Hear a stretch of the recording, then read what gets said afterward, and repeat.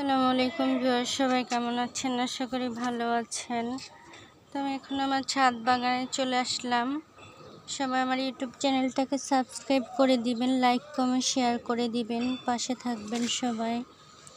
তো আমি একটা নার্সারি থেকে লাউ গাছ নিয়ে এসেছিলাম। 4টা চারা গাছ আছে, তো বড় হচ্ছে। তো আমি আজকে দেখাবো লাউ গাছের যত্ন পরিচর্যা। আমি একটু এইরকম একটা বড় ক্যারেটে বসিয়েছি লাউ গাছটা। সাথে আরও গাছ আছে, ছোট চারা গাছ, পেঁপে, পুঁই শাক, ধুন্দুল। এই চারা গাছগুলো বড় হতে হতে লাউ গাছটা কিন্তু লাউ গাছ বড় হয়ে যাবে, শাকসবজি খাওয়া হয়ে যাবে। তো এদিকে আমি তেমন কিছু সার দিই নেই এখনও। জৈব সার কিছু দিয়েছি, যেমন কবুতরের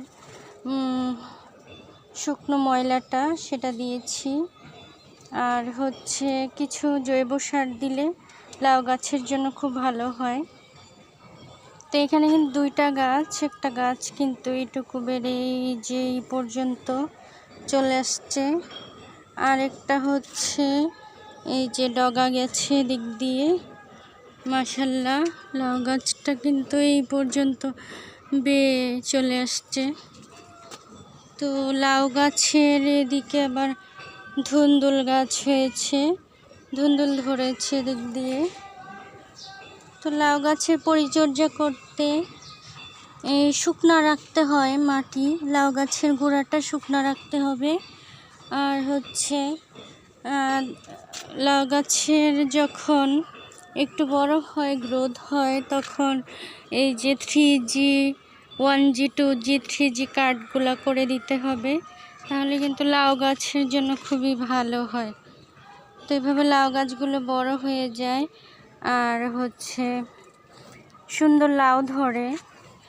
তো আমার আরও শাকসবজি গাছ আছে এদিক দিয়ে, কবুতর আছে বাগানে।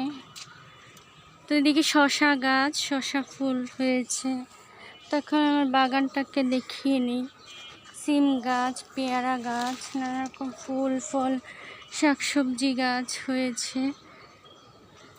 সেই সাথে যে নানা রকম গাছ, সবজি গাছ, চিচিঙ্গা, ধুন্দুল, মরিচ গাছ, বিভিন্ন রকম গাছ আছে বাগানে।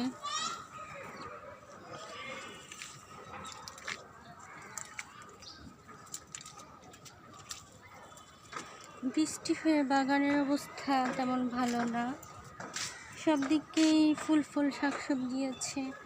আমরা গাছে আমরা, লেবু গাছে লেবু আছে, মাশাআল্লাহ। ফুল গাছ, ফল গাছ ছাদ বাগানে, বেগুন গাছ, শাকসবজি আমি সবসময় বেশি করে থাকি। তো হলো বাগান। এদিকে ধুন্দুল গাছ, লেবু গাছ, কামরাঙ্গা কিছুদিন আগে খেয়েছি, আবার এদিকে বরবটি গাছ, বরবটি ধরেছে সুন্দর। ভালো থাকবেন সবাই, আল্লাহ হাফেজ, আসসালামু আলাইকুম।